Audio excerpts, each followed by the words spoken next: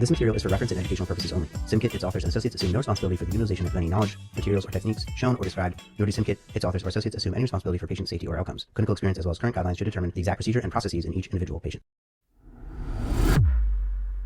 Hello, SimKit listeners. Dylan Orr here, hailing in from good old Phoenix, Arizona. Today, I want to talk about calcium. Specifically, I want to talk about the role of calcium in hyperkalemia. I want to review the mechanism, the dosing, and the indications for calcium treatment. Let's start with an atypical case scenario. You are an attending physician precepting a medical student as they rotate through your department.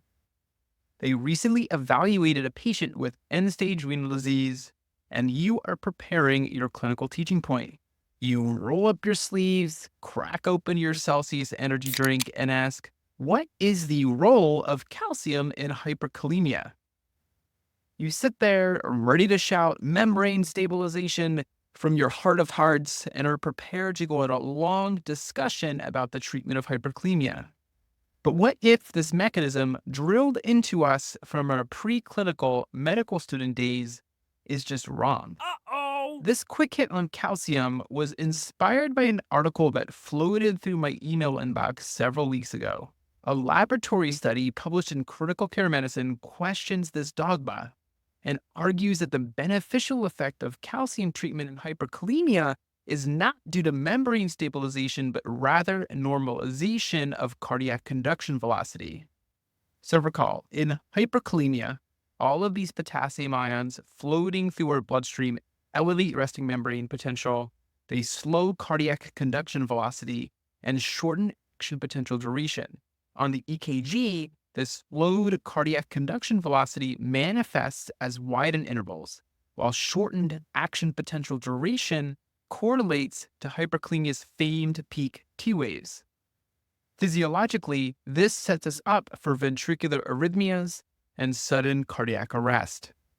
In this laboratory study in dog myocytes, they found that calcium did not restore action potential duration and it did not impact myocyte resting membrane potential. Rather, it normalized cardiac conduction velocity. In addition, they demonstrated that this normalization could be blunted by the addition of the L-type calcium channel blocker verapamil, suggesting that the calcium acts on these channels to normalize cardiac conduction. In summary here, this article suggests calcium improves cardiac conduction velocity through calcium-mediated conduction rather than through the historically taught membrane stabilization. I am shooketh, personally. Feel lied to at my core.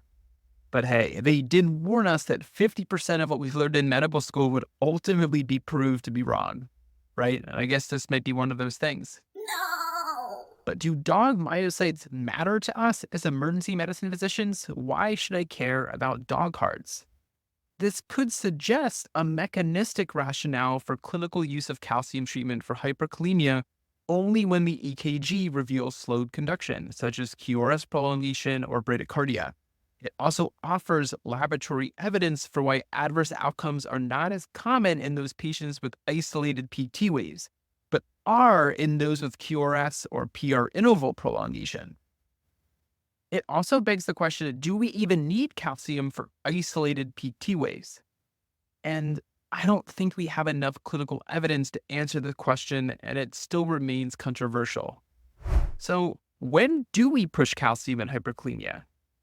There is a general consensus that clinical signs and symptoms of hyperkalemia or significant EKG changes warrant early and aggressive therapy, as EKG changes are associated with mortality.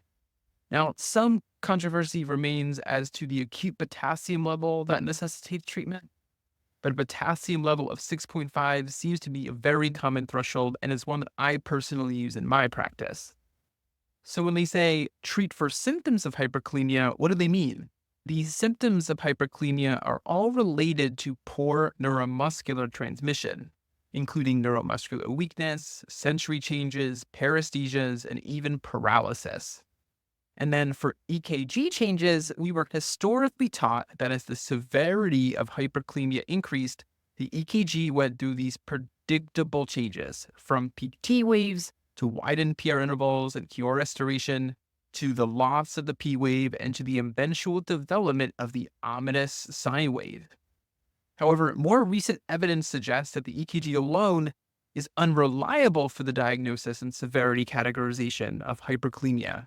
In fact, plasma potassium concentration often correlates poorly with cardiac manifestations, and unfortunately, hyperkalemia has been known to cause almost any dysrhythmia.